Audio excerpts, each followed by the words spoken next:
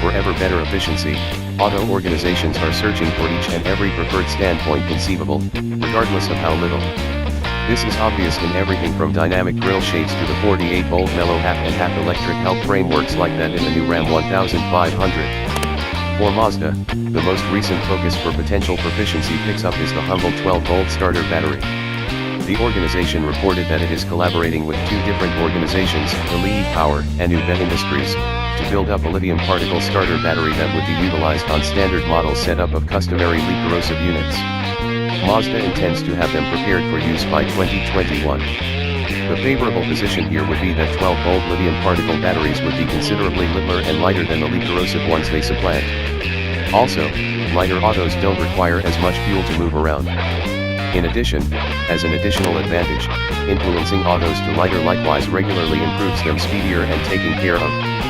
This is the reason organizations, for example, Lotus and Porsche have offered discretionary lithium particle 12-volt batteries for some lightweight games autos.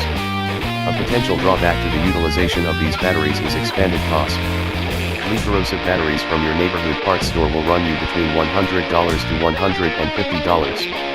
AGM batteries could be amongst $200 and $300. Concerning lithium particle batteries, Lotus presented the choice on the Evora 400 out of 2016, and the alternative cost $1,690. Chances are that an organization, for example, Mazda won't retain each one of those costs, implying that the cost of these future Mazdas could increment with the change from leak corrosive to lithium particle.